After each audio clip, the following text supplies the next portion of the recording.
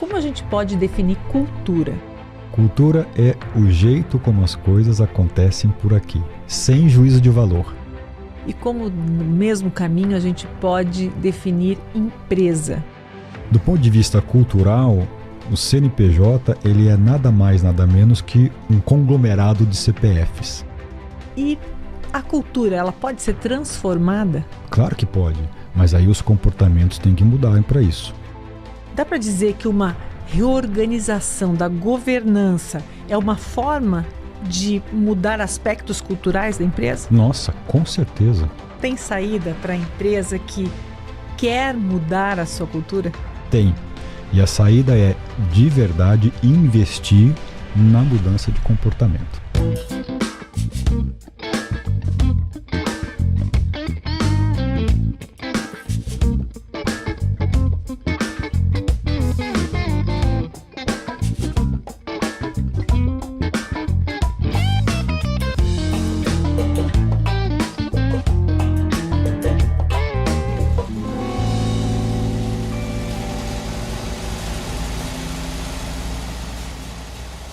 O Tem Saída está aqui com um novo episódio, hoje falando sobre cultura. Oi, Cris. Oi, Vanusa. A gente pode dizer que a cultura existe para ser praticada dentro da empresa ou ela é algo assim mais etéreo, mais colocado lá naquele quadro bonito? Como é que funciona? Nossa, essa pergunta tua é muito boa, mas ela é muito boa. Você sempre começa com perguntas boas. Que bom! A cultura, como é que é? A cultura pode ser praticada, ela deve ser praticada. Deve ser praticada. Olha só que legal isso daí, né? Eu acho que a cultura, ela é a expressão da prática. Ela não deve ser praticada ou ela deve ser almejada. Na verdade, a cultura ela é o reflexo do conjunto de comportamento da empresa. Então, não é que ela deve, mas é bem legal que você perguntou, porque tem muita gente que fala o seguinte: escuta, essa não é a cultura que a gente quer. Uhum.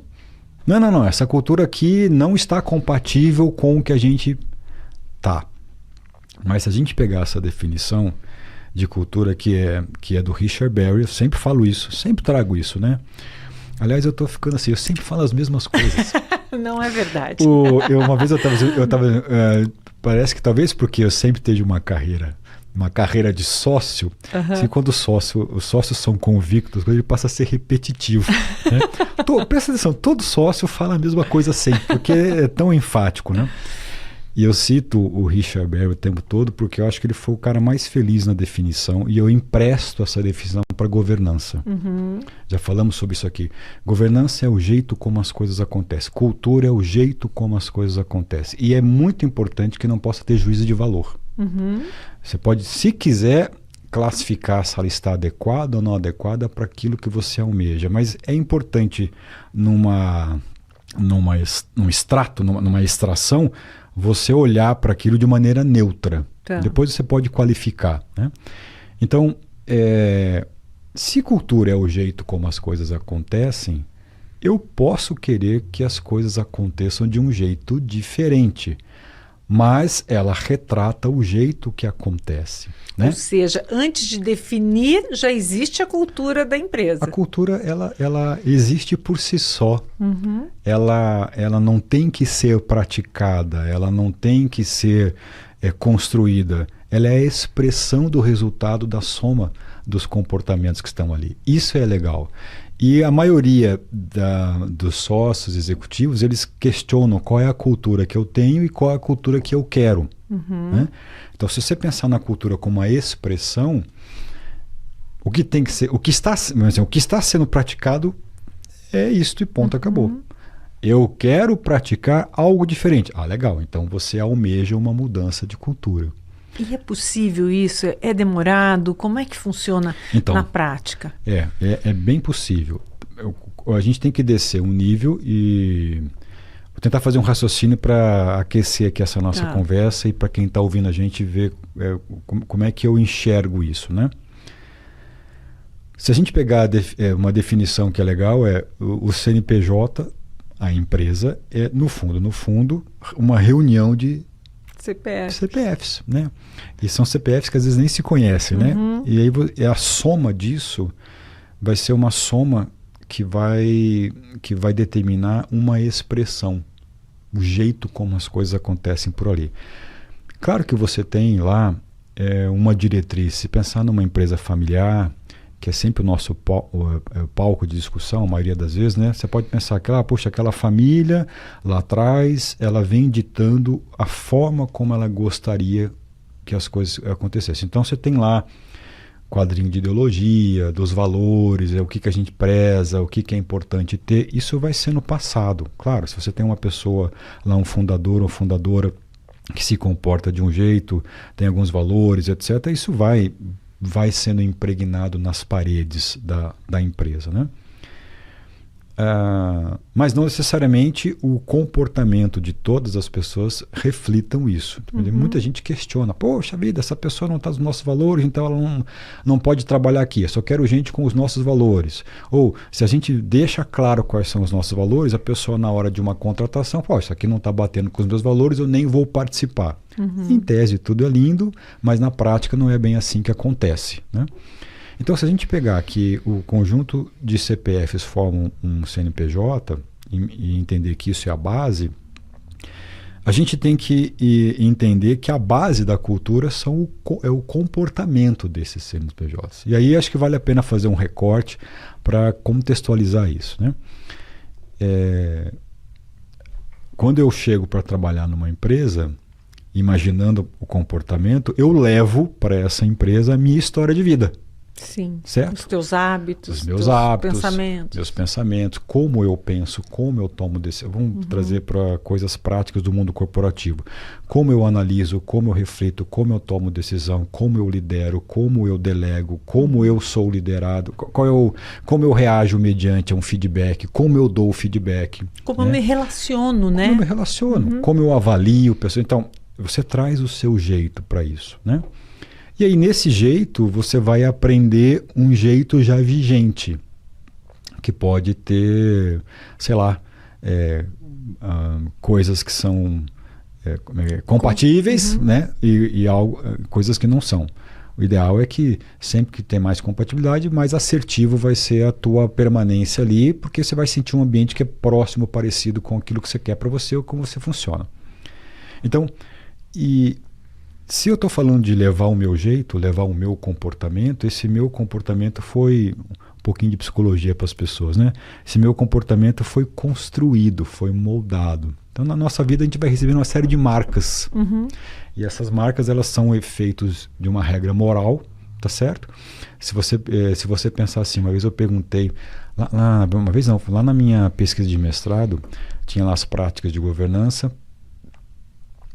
Já falamos sobre isso aqui, eu perguntei o que é a principal prática importante, prioritária para todo sócio?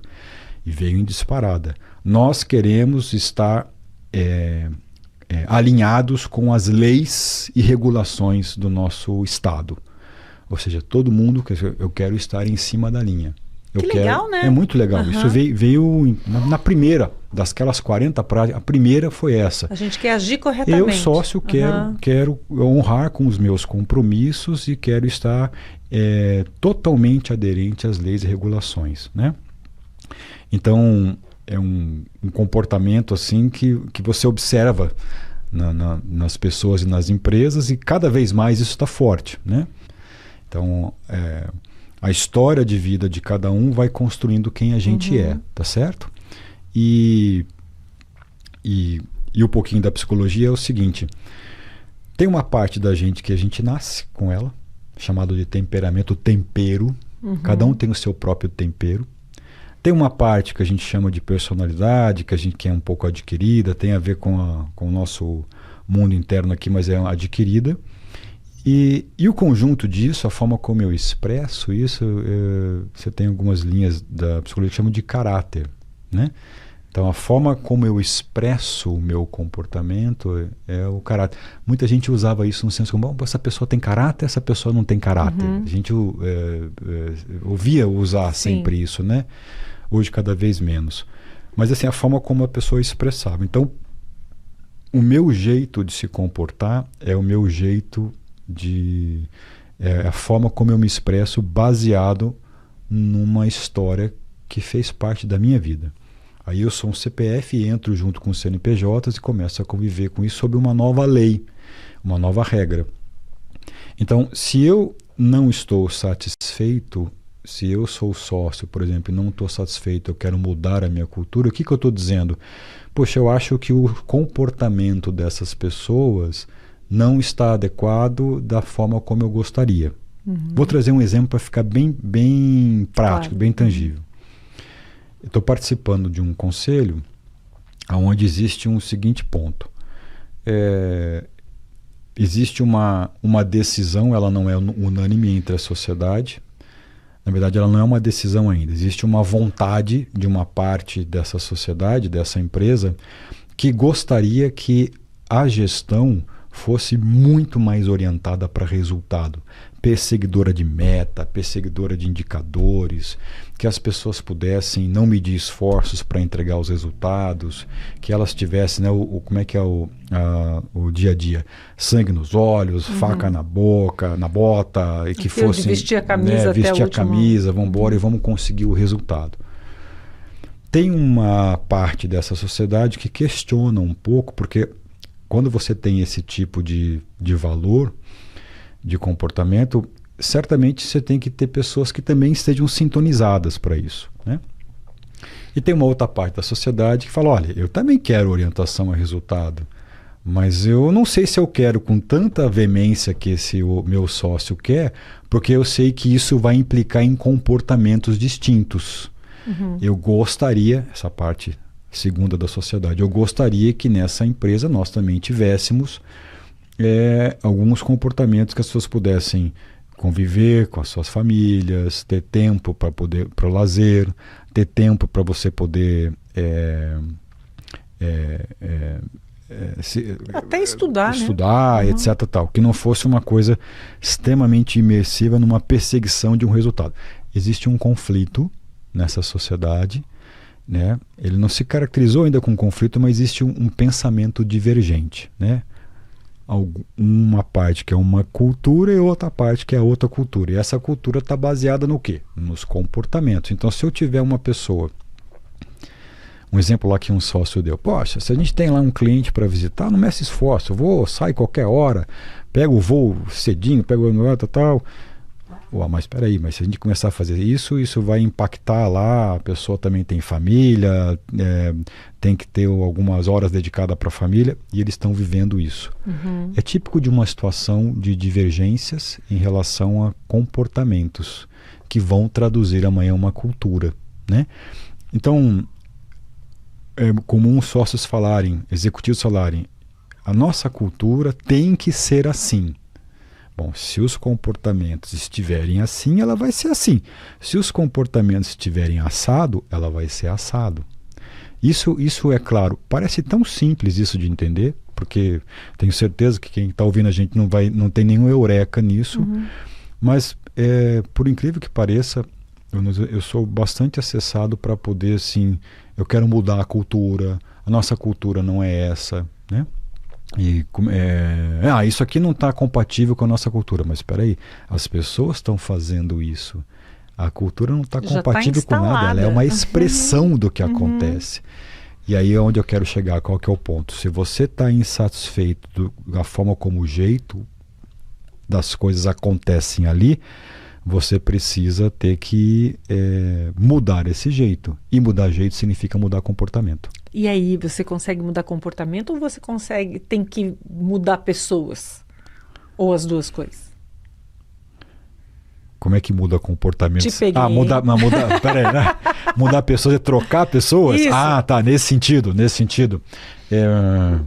Mudar comportamento, com a mesma pessoa mudar o comportamento requer um trabalho. Né? Primeiro, dela identificar que ela precisa mudar o comportamento, né? Agora, mudar pessoas às vezes também é uma solução, né?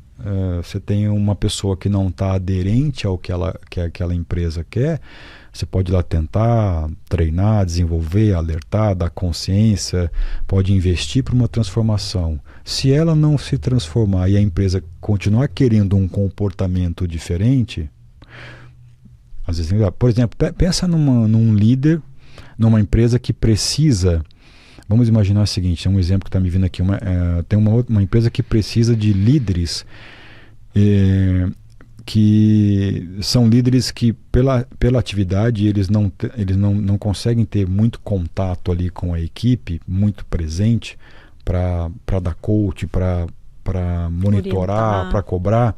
Então é um tipo do líder, tá? A empresa está no momento de expansão, está exigindo da liderança muita atenção para fora, cabeça para fora, para poder expandir, e não está dando conta momentaneamente de olhar para dentro, de desenvolver pessoas, dar atenção. Então, esse líder, ele precisa, para que a empresa cumpra esse plano estratégico de expansão nos próximos 2 anos, ela tem que ter um comportamento nessa liderança de pessoas que delegam para deixar a equipe fazer, e tem que ter um comportamento daqueles que recebem o que foi delegado, que tem uma boa dose de independência, de autonomia, de musculatura nas pernas para executar. Então, se você tem líderes que não têm comportamento de delegar, mas tem um comportamento de centralizar, não vai estar compatível com aquilo que a empresa precisa para aquela cultura, o jeito de fazer as coisas no momento atrelado a uma estratégia de expansão. A cultura está sempre relacionada a um momento, a uma fase da operação. Eu quero crescer, expandir, exige um comportamento. Eu quero encolher, exige outro comportamento. Eu quero crescer organicamente, exige uma outra atitude. Então, mas isso não muda de um dia para o outro. Não muda. Qual é a pessoa que muda o comportamento de um dia para o outro, né? Acho que essa é a grande dificuldade. Então, você pega empresas familiares, onde você tem comum, né, alguns exemplos que a gente até falou aqui. Eu sou um sócio, fundador ou uma primeira geração, que era mais centralizador, que guardava mais informações, etc. E agora eu quero, e tem pessoas que estão trabalhando comigo há 10, 20, 30 anos, agora vem uma segunda geração que quer mais voltada, mais analítica, que decida mais. Como é que faz para aquelas pessoas que estão há 20, 30 anos se comportando de um jeito passarem a se comportar de um outro jeito? Não é fácil, né? E isso demora. Não é da noite para o dia que isso acontece. Mas às vezes a gente, pensando em algumas situações, por exemplo, quando uma empresa compra outra, ela vem com uma cultura própria e acaba encontrando uma diferente. E esse pessoal aqui que tem que se adaptar aqui não deve ser fácil também, né? Não. Tem uma pérolazinha da psicologia. Tem uma coisa que eu acho que o Freud falou isso lá atrás, foi muito feliz quando ele classificou. Ele dizia o seguinte, que as pessoas são muito resistentes e elas têm dificuldade de mudar. E é fácil, todo mundo enxerga isso. É comum você conversar com ele, a gente fica numa zona de conforto, está acomodado e não quer mudar. Vou emprestar um pouquinho a definição, não é nada a ver com a psicologia, mas um paralelo. Ele chamava isso o nome é grande, um clichê estereotípico constantemente repetido. Vou explicar. Tá, por favor. Clichêzão, um clichê estereotipado, que se repete constantemente. Então, se eu não delego, estou fazendo uma caricatura, tá? Se eu não delego, eu vou repetir esse não delegar constantemente. É um clichê. Se eu sou centralizador, eu vou repetir esse clichê constantemente. Se eu sou aquela pessoa que sou mão pesada, né, sou forte, e que vou lá e eu vou repetir esse clichê. Então, a gente vai formando o nosso jeito de ser, o nosso caráter, nosso comportamento, numa espiral que se repete. Então, se eu tenho 20 anos, se eu tenho 50, se eu tenho 70, quanto mais tempo eu repito isso, mais ele está enraizado e mais ele está consolidado como o meu jeito de funcionar. Uhum. E como que se faz para se provocar uma mudança cultural? Digamos assim, a empresa sempre foi uma empresa muito familiar, digamos assim, mas familiar do ponto de vista de tratar o funcionário como alguém da família, muito paternalista, acho que é a palavra, né? E de repente ela quer ser um pouco mais voltada para resultados, como você falou aí. Uhum. Qual que é o processo para mudar isso? Porque, afinal de contas, aí fica muito mais difícil do que mudar o contrário, né? Se fosse uma empresa voltada para resultados e, de repente, fica paternalista, todo mundo gosta. Verdade. Mas, se for ao contrário, como é que faz isso? Essa também é uma boa pergunta, né? Você me fez lembrar 2 exemplos. Um primeiro exemplo foi uma vez quando tinha numa empresa familiar também, existia uma cultura, né, que era o seguinte: olha, essa empresa aqui, um casal fundador falando, já tinha 4 filhos e tinha netos. 4 filhos e já tinha os netos que eram crianças ainda, né? Uhum. Essa empresa aqui foi criada para sustentar a nossa família. Então, tudo que ela puder render, eu gostaria que as minhas gerações, essa primeira, depois da minha, a segunda, pudessem usufruir desse negócio. E o que eles sempre fizeram? Eles foram retirando dividendos dessa empresa para dar esse sustento, para dar esse conforto, para atender as necessidades, só que exageraram na mão. Não reinvestiam o necessário. Uma coisa é você poder sempre estar atento, né? Se esse negócio, qual é a saúde financeira do negócio, se ele dá resultado, se a estrutura, se o plano está bem programado, etc. Na medida em que você tem um apetite um pouco maior e até com uma boa intenção de dar longevidade para o sustento da família, mas se você vai com muito sede ao pote na retirada de dividendos, por exemplo, e foi o que aconteceu, essa empresa passou a ter por dificuldades, né? Uhum. Então é aquela velha história que você puxa, a pessoa física, nesse caso eram membros da família sócio, eram ricas, mas a empresa estava pobre. Uhum. Né? Tem um segundo exemplo que eu lembrei aqui também, né? De uma situação de um grupo grande, aí no caso eram 3 sócios, um era o principal executivo e 2 eram sócios minoritários que se reportavam para esse executivo. Era como se fosse o CEO e 2 diretores. Tá. E esse CEO era um cara muito visionário, esse negócio cresceu, tinham vários negócios juntos e ele gostaria que esses vários negócios fossem mais integrados. Ele falava que ele queria uma cultura onde todas as unidades de negócio pudessem buscar mais sinergia para competitividade, etc. Tal. Então, para isso, ele precisava, assim, o que ele queria? Ele queria que o negócio 1 tinha lá um líder e a sua equipe, o negócio 2 tinha o líder e a sua equipe, eram lá 10 ou 12 negócios. Ele queria que o negócio 1 conversasse com o negócio 2, conversasse com o negócio 3, queria criar momentos para que essas pessoas pudessem interagir, porque ele acreditava que era dali que você tinha sinergias, iam aparecer sinergias e oportunidades. Os 2 sócios minoritários que estavam embaixo não queriam isso.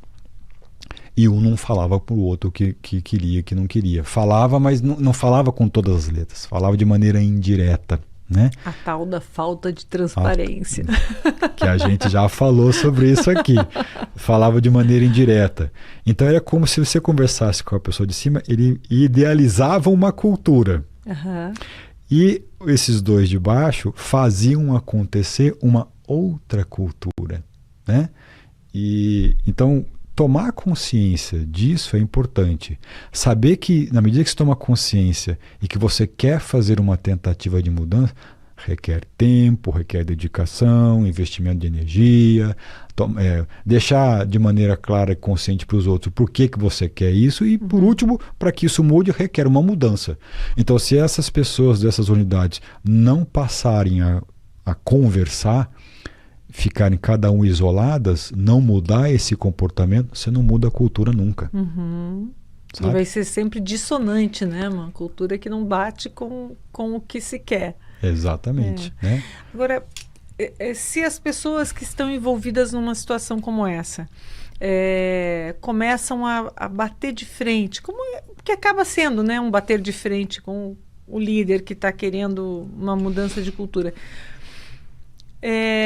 mas elas são sócias, elas são peças chaves. Como tratar esse triângulo, né? Como resolver esse dilema que vai se criando a partir de vontades diferentes?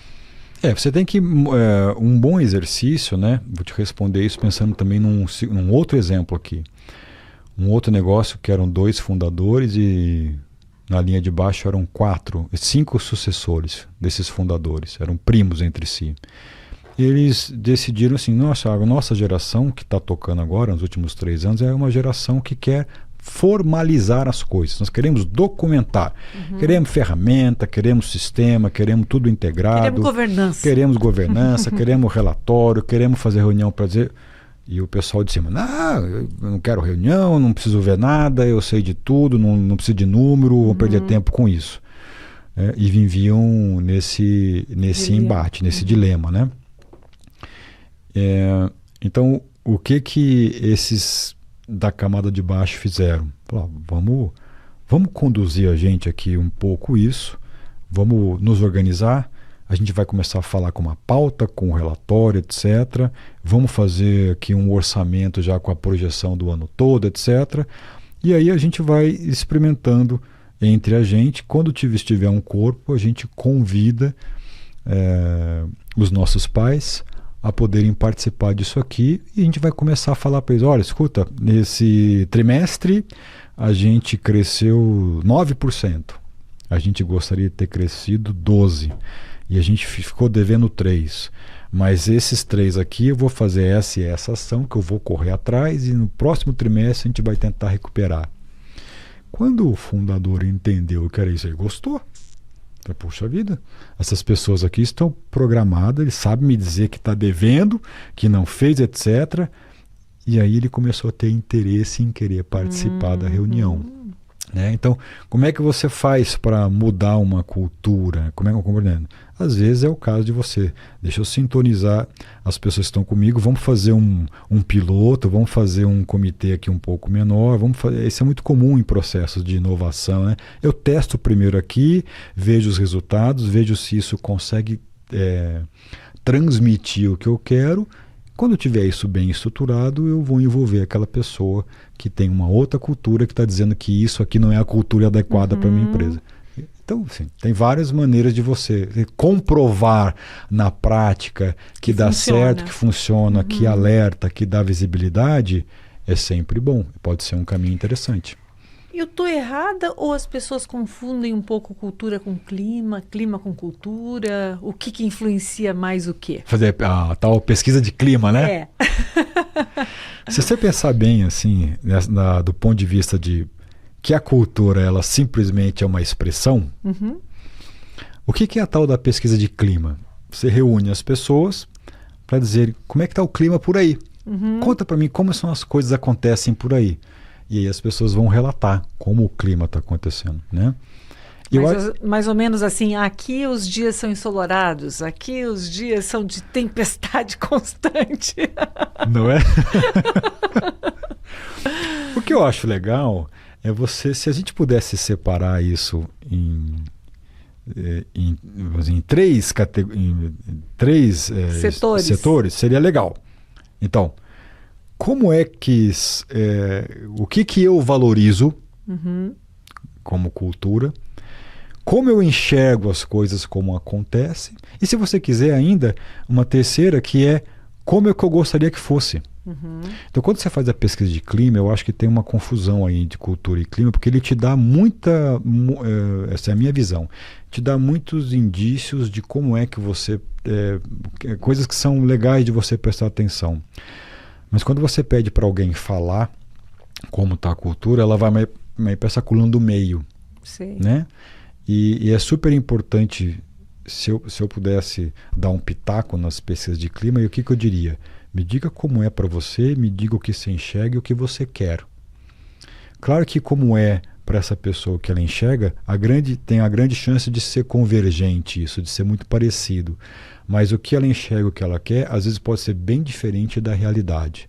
Então, se a pesquisa de clima pudesse ter essa amplitude desses 3 pilares, eu acho que ela pode auxiliar muito no retrato da cultura e naquilo que você precisa ou manter ou mudar.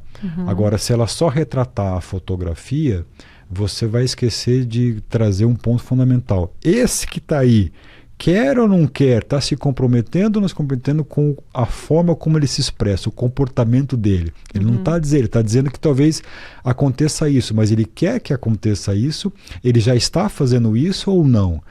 Eu acho que seria uma baita de uma oportunidade de casar, sabe? Essas 3 colunas para você ter uma pesquisa de clima bastante abrangente, né?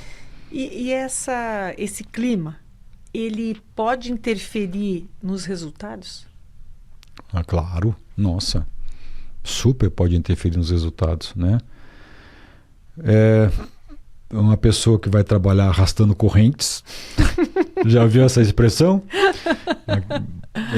Certamente a dose de desânimo... Todo mundo já trabalhou com alguém que arrasta corrente, é o seguinte, arrastar corrente numa segunda-feira faz parte. Agora, arrastar corrente durante um semestre é uma outra coisa, né? As pessoas emendam com... você tem que achar o propósito. Você tem que estar... Como é que as pessoas falam? Você tem que... o teu trabalho tem que fazer parte daquilo que faz parte também do seu propósito. Mas isso em teoria é bonito, mas a vida na prática tem muita... de encher o prato de comida não é bem assim, né? Então, a gente tem que entender que o trabalho, como qualquer situação na vida, tem momentos que são melhores, momentos que são piores, momentos que são desagradáveis ou não. Agora, quando você está arrastando corrente durante muito tempo, talvez você esteja completamente deslocado daquilo ali, né? Aí não contribui o que poderia contribuir. Aí é altamente... aí você tem aquele gráfico lá de motivação e produtividade, os gráficos que trazem isso, né?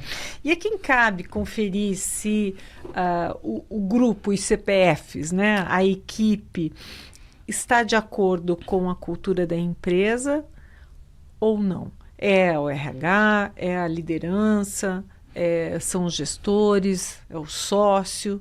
Quem que tem que ter esse olhar e tentar ajustar quando for o caso? Eu acho que isso é um papel do líder. O líder, ele é sócio ou executivo.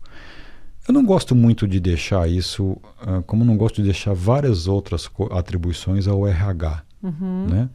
Eu acho que o RH é uma área extremamente importante. O RH, para mim, ele tem um caráter de facilitador para um monte de coisas, e na verdade as principais, porque estamos falando de pessoas Sim. ali, né? Mas eu acho que as responsabilidades, elas são dos líderes, ou de áreas, ou dos líderes do negócio. Então, no momento em que você olha para a tua empresa e você percebe, puxa vida, o jeito como as coisas funcionam, o jeito das pessoas se comportarem, não está em linha com o que eu gostaria. Isso não é um problema do RH. Né? É muito comum, né? Você tem como o dia a dia é corrido, muita gente transfere as coisas.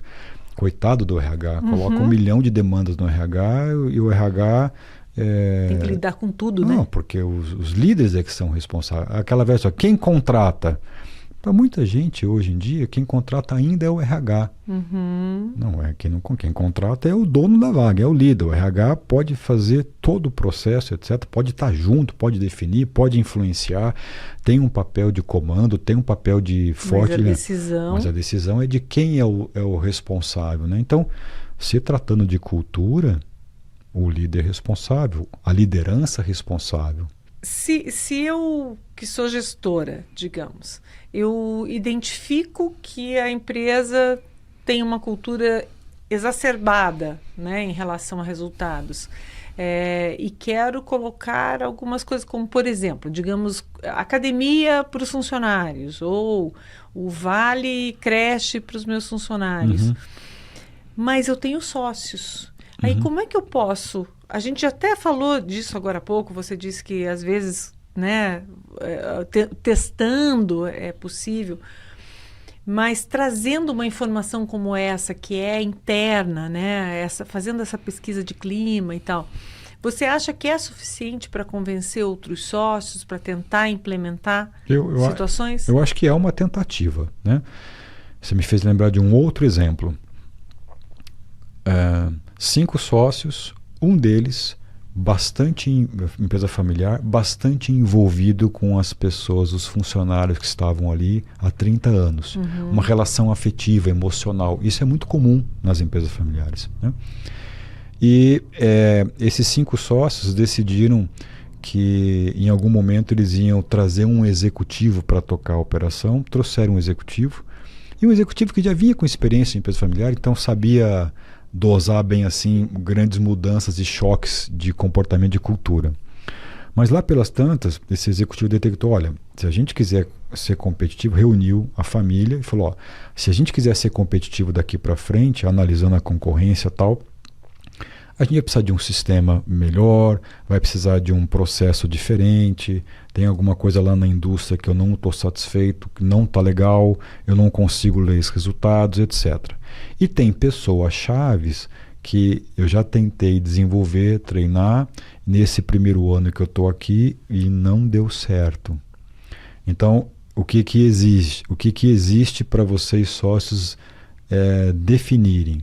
A minha sugestão era trocar 2 ou 3 pessoas importantes que estão aqui já há um bom tempo, que eu nesse ano tentei desenvolver, comprei ajuda, etc., e não deu certo, porque eu estou sentindo que se a gente não ficar competitivo, por isso justificou toda a estrutura, o negócio vai sofrer. E teve um sócio que falou assim, não, eu não quero esse resultado que você está propondo. Eu quero ficar com o mesmo resultado. Eu não quero ter um resultado a mais ou ter um pedaço a mais do mercado share. Eu gostaria de preservar essas pessoas e não estou dizendo que eu não quero o resultado, mas talvez o meu apetite por essa orientação ao resultado, porque senão a minha empresa, eu não quero muito isso. Os outros sócios ali queriam o resultado, estavam preocupados, né? Então, além de gerar um conflito, além de gerar uma divergência, que é comum nessas horas, né? Para até que a gente possa debater, etc., e chegar num consenso de qual vai ser a estratégia adotada, o foco aqui, o recorte é, você teve um sócio que diz assim, puxa vida, eu abro mão um pouquinho de resultado, abro mão de um EBITDA tão competitivo como o meu vizinho para que eu possa preservar uma cultura. E aí se instalou um baita de um ponto de interrogação. Um debate. Que o executivo falou assim, pô, tá bom, então vocês decidam, vocês entre sócios, né? Porque a condição para que eu esteja aqui é essa. Se eu não fizer isto, daqui a pouco eu nem me vou estar aqui, porque a gente periga a inclinar para, né, uma descida, não vai nem fazer o sentido ter alguns custos que já estão aqui, muito menos o da minha cadeira. E então, sem querer dizer para onde isso foi, né? Você pode ter pessoas que querem uma cultura X e uma cultura Y, um comportamento X, um comportamento Y, né? E se existe divergência, é ruim, claro, que cultura é que vai ser aquilo lá, mas é preciso, o ideal é que seja um consenso e que você possa, olha, nós queremos pessoas com essa competência, com essa capacidade, a ponto de garantir a nossa estratégia. Então, o ponto é, a cultura está sempre relacionada a uma estratégia, está sempre relacionada ao que você pretende. Então, eu quero que você me explique aqui qual é a estratégia, por exemplo, de uma empresa, eu até vou falar o nome, é uma empresa grande, a Volvo, que um dia estive na empresa e fui almoçar no restaurante que servia todo mundo, do presidente ao chão de fábrica. Todo mundo almoçava junto. Aquilo me chamou super atenção, porque eu achei muito legal, né? Sem dúvida. Porém, não é bem assim em todos os lugares, nas grandes empresas. Eu sei de algumas empresas do ramo financeiro, por exemplo, que tem restaurantes separados, né? Para cada nível ali de funcionário. O que é isso? que tipo de cultura é essa, né? Por exemplo, aqui aglutina todo mundo e mostra que todos são iguais em relação a alguns benefícios, e essas que fazem escalonamento. E se lembrando, né, o restaurante X da direção é sempre melhor do que quando é escalonado. O que eu percebo é que fazendo esse recorte desse parênteses que você está falando, né, a mensagem que você quer passar é que, bom, que todos nós somos seres humanos e nos alimentamos e comemos igual. Essa é a Temos mensagem. os mesmos direitos. Os mesmos direitos, né? É sempre assim nas empresas? Não, claro que não. Mas eu acho que essa é a mensagem. Então, é uma cultura mais humanizada? Vamos dizer assim, como é que você chega a classificar essa cultura? Pelo comportamento. Aí a gente volta para a base do negócio. Então, são os seus atos, são as suas ações que fazem com que a cultura seja expressada. Então, se a gente pegar só esse recorte, que é só um pedacinho da Volvo que você falou, não estamos falando de como ela funciona, mas só essa janela, só esse recorte, né? Ali todos sentam à mesa juntos. Isso é um valor, isso é um comportamento, né? Se tem gente que não gosta de sentar na mesa junto, prefere uma mesa diferente, essa pessoa vai ter uma cultura, um comportamento diferente, vai criar uma cultura diferente. Se todos gostam de sentar à mesa juntos, porque isso é um valor que é comungado entre, então provavelmente nessa hora, nesse recorte, está todo mundo alinhado com essa cultura, porque o comportamento é o mesmo, a ação é a mesma. E a mensagem seria essa, da igualdade por exemplo sobre o mesmo tipo de comida e tal. Pode ser essa. Não dá para a gente afirmar, mas aqui olhando pode ser que seja essa a mensagem que essa empresa queira passar. Aqui sentamos à mesa juntos. Né? Legal. Olha, acho que cultura também rende um monte, né? Rende. Olha, dá para bater altos papos aí. Eu acho que as pessoas poderiam colocar lá suas dúvidas sobre cultura, porque isso enriquece a nossa conversa também. Enriquece. Né? Eu acho que se concordam que cultura é o jeito como as coisas acontecem, se elas acham que a base da mudança é o comportamento. Sim. Né? Se ela nasce no papel ou nasce no dia a dia. No dia a dia, se elas entendem que a expressão, que não adianta assim, a cultura não é assim, a cultura é até filosófico, né? A cultura é. Ela é a expressão. É isso. Ponto. Você não quer essa cultura, então ela tem que ser de um jeito trabalhada. Diferente. Quem sabe, né? Se as pessoas concordam ou não concordam com isso. Acho que é uma boa pergunta. Se concorda que a cultura é o que acontece ali naquele espaço, né? Então tá bem. Cristiana, muito obrigada. E para vocês, até a próxima. Até a próxima, pessoal.